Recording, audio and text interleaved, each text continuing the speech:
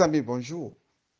Et j'ai voulu aujourd'hui que nous discutions, si vous le voulez bien, des deux Togo, le Togo des riches et le Togo des pauvres.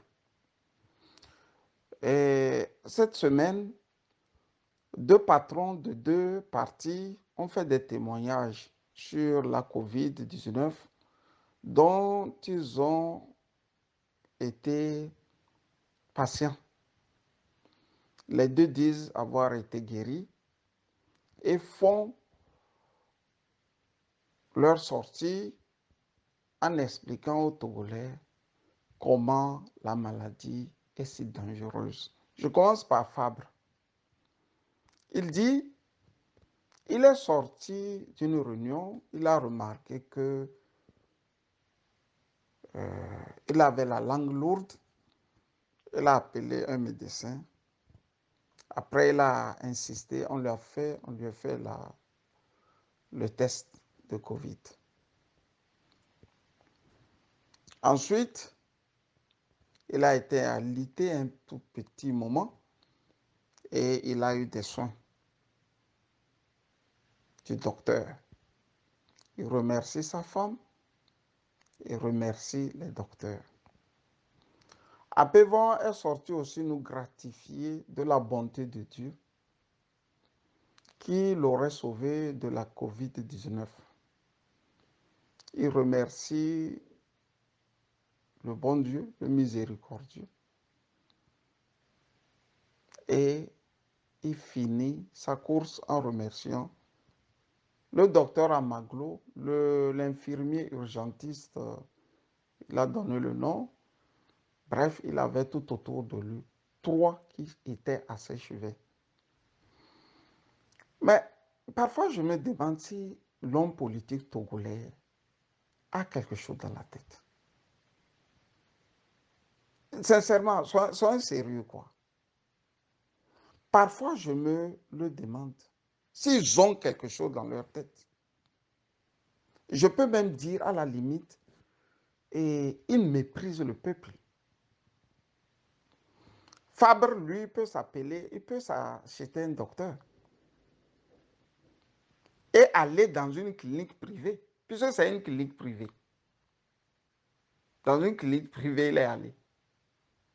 Apévon aussi remercie même la clinique privée. Il dit le printemps ou quelque chose, je ne sais plus. Mais et les millions de Togolais là, qui ne peuvent pas se soigner dans une clinique privée. Vous voyez? Vous voyez? Comment, d'une manière même naïve, ces gens-là, les prolétaires devraient prendre les bâtons et les attendre dans des coins de rue et les fouetter. Vous voyez le mépris là? Une clinique privée au Togo veut dire pas moins de 200 000. C'est dans ces cliniques-là, eux, ils dorment quand ils sont malades. Et le peuple, les prolétaires que nous sommes, quand nous sommes malades à Lomé, là, où devrons-nous aller pour nous faire soigner? Dans les centres hospitaliers, là où il y a tout ce qu'on peut appeler les microbes, les lits sales. C'est des gens comme ça que vous appelez politiciens. Dans leur sortie là, dites-moi qui parmi eux ont évoqué l'état des hôpitaux publics au Togo. Tous parlent de leurs médecins. Si moi je suis au Togo, moi, Kaboussa, si je suis malade, je n'ai pas l'argent que Apévon a pour aller dans une clinique privée. Je n'ai pas l'argent que Jean-Pierre Fabre pour aller dans une clinique privée. Mais ce que j'arrive, ou bien je voudrais vous dire, je vis chez les Blancs, certes, mais quand je suis malade, je m'en rends compte que là où je dois me soigner et là où la chancelière allemande doit se soigner, il n'y a pas de différence que ça. Je choisis l'hôpital dans lequel je vais aller et je m'en vais me faire soigner. Il y a des cliniques privées, certes, mais ces cliniques privées sont très spécialisées dans des domaines précis. Mieux, quand on n'arrive pas à te soigner, ton assurance fait aussi appel à ces cliniques pour t'aider. Vous sortez, vous nous démontrez comment vous êtes riche, comment les médecins peuvent venir même jusqu'à vos maisons, vous soigner, veiller sur vous, et vous témoignez sans vergogne, quoi. Et les prolétaires que nous sommes là, nous, quand on a la Covid, là, comment on doit être soigné? Vous avez vu le confrère Dominique Alizou aux premières heures de la Covid. On l'a jeté là-bas. Il traînait dans les fauteuils là jusqu'à rendre l'âme. Qui s'est choqué que c'est par faute d'hôpitaux, par faute d'appareils.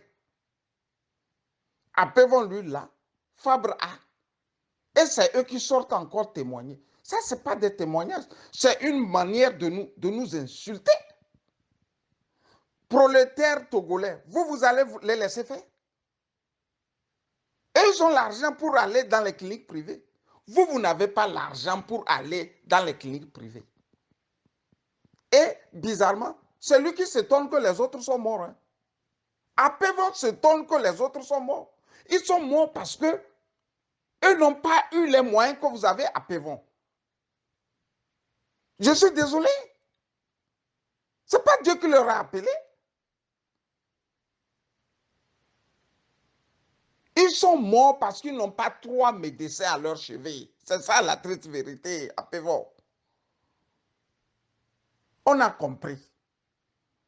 La rancœur, les haines, là, on doit laisser. Mais il faut commencer par toi-même. Toi-même, là, il faut cesser tes rancœurs vis-à-vis des autres. Je crois savoir qu'une bonne dame est venue vous voir et vous a dit, il y a un ennemi qu'il faut combattre. C'est Faure Gnassingbé. Vous savez la question que vous lui avez, la réponse que vous lui avez donnée. Vous pensez nous enfumer? Vous aussi, vous croyez à Dieu? Vous êtes des chrétiens? Appelez-vous, vous là, avec vos comportements là, vous êtes aussi chrétiens? Prolétaires togolais, soyez désormais unis, la main dans la main, et combattre et le tyran et les Khmers rouges. J'appelle Khmers rouges ici. Ces gens-là qui travaillent main dans la main, mano in mano avec la dictature. Ne vous laissez plus enfumer par ces politiques, par ces seconds couteaux, par ces dangereux de la société. Bonne journée de lundi à vous tous et bye bye.